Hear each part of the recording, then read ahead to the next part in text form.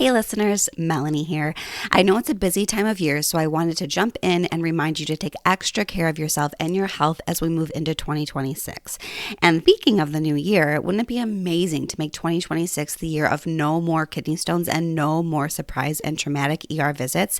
If you would like this, make sure to register for my free webinar at kidneystoneclass.com.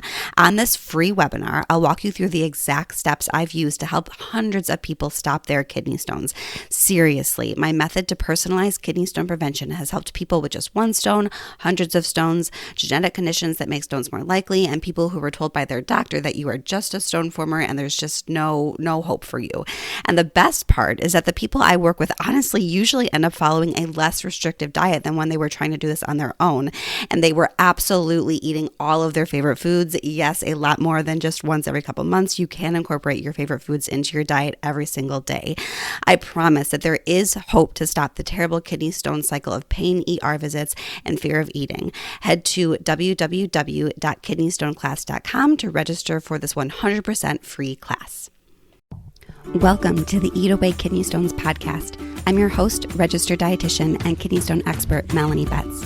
After learning a ton about kidney stones and helping people prevent stones at the University of Chicago, I was fed up with all the terrible advice people were finding online. So I decided to do something about it. The Kidney Dietitian was born.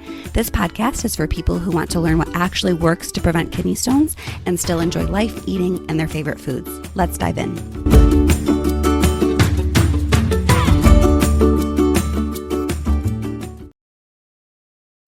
Hello and welcome to the 124th episode of the Eat Away Kidney Stones podcast. As always, I'm your host, registered dietitian and kidney stone expert, Melanie Betts. And today I wanted to do my obligatory holiday eating podcast episode on the Eat Away Kidney Stones podcast. I'm pretty sure that I've done an episode like this for the 2 years prior, so that the podcast has been in existence. And I like to do it because I feel like this message cannot get out enough. And spoiler alert, the really take-home message of the podcast regarding holiday eating and how to not get a kidney stone on the holidays or however you want to name it is really just like enjoy, right? Like you do not get a kidney stone in one day.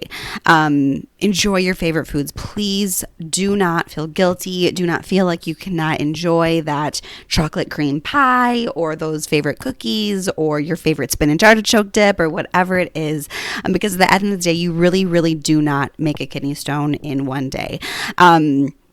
But I know whenever I say that, people are like, okay, Melanie, I get it. But like, what could I do, right? What should I eat?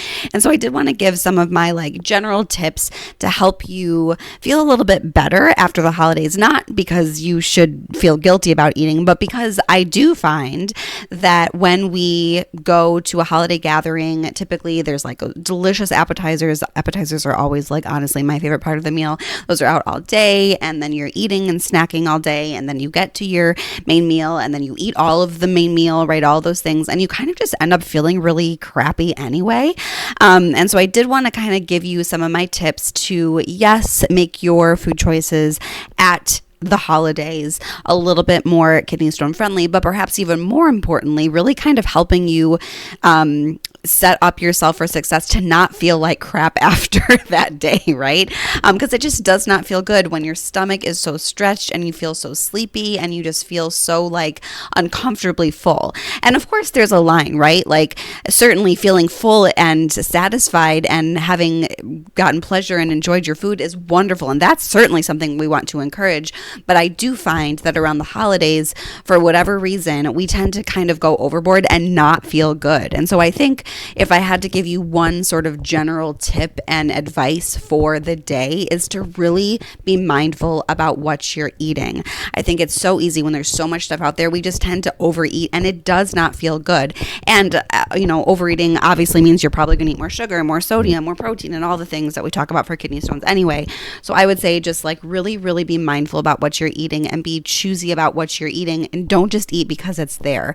Really try to enjoy being with family and friends, and of course enjoying your favorite foods and enjoying those traditional foods and enjoying the new yummy things that people are bringing. Like obviously do that, but I think sometimes we get so caught up in holiday food, myself included. Like I love holiday foods. Like I like make a ridiculous amount of Christmas cookies, and everyone in my family is like, Melanie, like, do we really need to make this many kinds, like 15 kinds? I'm like, yes, of course we do, because tradition, and I love making cookies and like whatever, but I digress. But I feel like sometimes we get so caught up on the food, and I do think that there is a bit that one of the reasons why we get so caught up in the food in the holidays is because we've spent the rest of the year in this sort of diet mindset, like, oh, these are foods that are off limits, and I feel bad when I eat these foods, and like, you know, whatever your sort of internal dialogue is around these quote bad foods.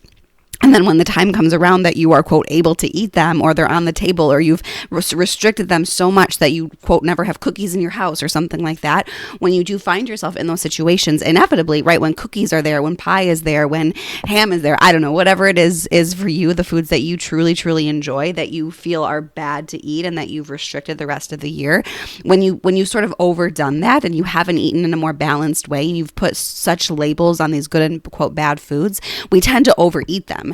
And so I think, I feel like there's balance, right? There's so much nuance in what I'm saying from so many angles, but I do think that we could take away some of that power that food has, especially in these holiday moments, and reduce that likelihood of overeating and feeling icky. And at the end of the day, eating a more kidney friendly way throughout the day. If we just took those foods off a pedestal and just said, like, they're fine. It's totally fine to have pie in April. It's totally fine to have cookies in September. It's totally fine to have ham or turkey or stuffing or whatever it is. If you want it another time of year, it's totally fine. And kind of like putting these things a little bit more in perspective. Like, food is not inherently good or bad, but we are inundated with messages from diet culture, from doctors, from dietitians, from our family, and we're very well-meaning family, friends, doctors, and dietitians, right? Most of these messages are well-meaning. That really makes it virtually impossible to not have some of these diety monologues kind of going on. This sort of constant script that's going on in our head that's like, oh, I shouldn't have eaten that. Oh, I probably had too much sodium. Oh, I really want ham, but I shouldn't have that. Like, oh, I was so bad. I had pie today, whatever. And when we're living that reality every single day, of course, when we are around these foods, oftentimes at the holidays, we go crazy, right? Because we've made these things so special, and they are special. Don't get me wrong. Again, there's nuance here. They are special, but we've made them unreasonably special and such a big deal, we tend to overeat, because also then we know that after that one day, after Christmas or whatever your holiday is, after that one day, then you know you're going to have to go back to never eating ham again, to never eating pie again, or whatever it is. And that adds to that, oh gosh, I got to make the most of it. And you end up just feeling really crappy, when instead it's cool to have those leftovers. It's cool to have these things in the summer or whatever it is, right? So hopefully that makes sense, and hopefully that helps.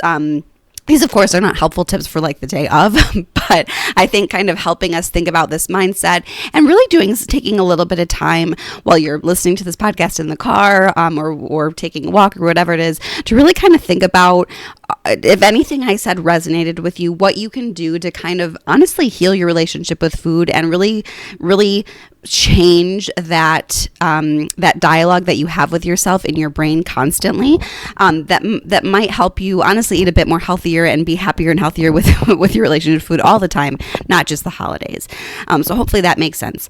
But moving into some more tangible, actionable tips, because everything I said before is, I think, probably the most important thing. However, that's like a lot of work, months of work, to really kind of dig into these things, especially when many of us have been getting these messages for literally our entire lives. But some other ideas to just kind of set yourself up for success, for not overeating, for feeling your best, and for not eating a ton of protein and sodium and sugar, which of course tend to be the biggest issues for sort of traditional holiday foods. I think a lot of times dietitians or other well-meaning healthcare professionals will say, like, oh, well, bring your own dish, that you know is, quote, safe, whatever that means, that maybe it's lower in sodium and salt or sugar or whatever it is. And sure, if that's your jam, like, you can totally do that, and that can be helpful, because then you know, like, all right, like, I can have this, and I know then I can enjoy the other things that might have a little bit more salt and sugar in them, and it all kind of balances out at the end of the day. So that could be one thing that you could certainly do to help help control the amounts of things that you're worried about getting in that particular day, right? I think certainly filling up on the lower sodium options, such as maybe there's a veggie or fruit plate, adding a little bit of cheese for calcium if that is a concern for you, right? These are things that you can do to help just make sure that you're eating a well-balanced meal. Kind of going back to what I was saying before about being mindful, like when we really think about what we want to eat and put together a healthy, well-balanced plate, we're going to feel a whole lot better, right? And we know, I imagine that most of us, when we eat fruits and vegetables, we feel better than if we just ate a whole meal of like cheese and dips, right? Nothing wrong with cheese and dips, obviously. But when that's all we eat, we don't feel super great. And so just kind of being more mindful about putting together a meal, both from like the appetizer, like past, like the hors d'oeuvre table, as well as dinner, kind of thinking about the whole big day, like, okay, like I know I'm really going to want XYZ. I don't really like this dip that's here, but I'm just eating it because it's here in front of me. So like, don't eat it, right? Like just kind of being more mindful. I do think that the holidays, we are around family and friends that we love being around, hopefully. And we're having a great time and we're being social. And those, although obviously that is a wonderful thing to do, a lot of times when we're eating, in addition to that, we're sort of doing this mindless eating, which results in overeating a ton and feeling like crap at the end of the day. And so I think kind of being mindful, putting together a plate ahead of time, especially for that appetizer situation, right? When you have that huge table of yummy food, putting things mindfully on a plate instead of just eating from the table can be super helpful to help you kind of think through about, okay, what's going to feel good in my body today, and not just mindlessly eating just because it's there, if that makes sense. And at the end of the day, that's all going to be more, quote, kidney stone friendly, no matter what your kidney stone diet is, because you're going to be mindful about the things that you typically are mindful about. So, for example, maybe you choose vegetables for the dip that you really, really want to eat instead of the crackers because you know that they're going to add a ton more sodium that you really don't enjoy. Like, you're totally fine having that particular dip with, say, cucumbers or bell peppers or whatever vegetables are available. I think that could be a really, really great thing. Maybe it is, like I sort of alluded to previously, skipping over some of the things that you know you're not really going to like. Like, you don't need to eat everything. Like, if you want to try it, fine. But if you don't like it, you know you're not going to. It's not something that you especially enjoy eating. Don't eat it. Like, fill up on the things that you really enjoy and the things that you really want to eat that are at that table or at that meal. Another really big part of this, I think, is kind of thinking about what your whole day is going to look like from an eating perspective.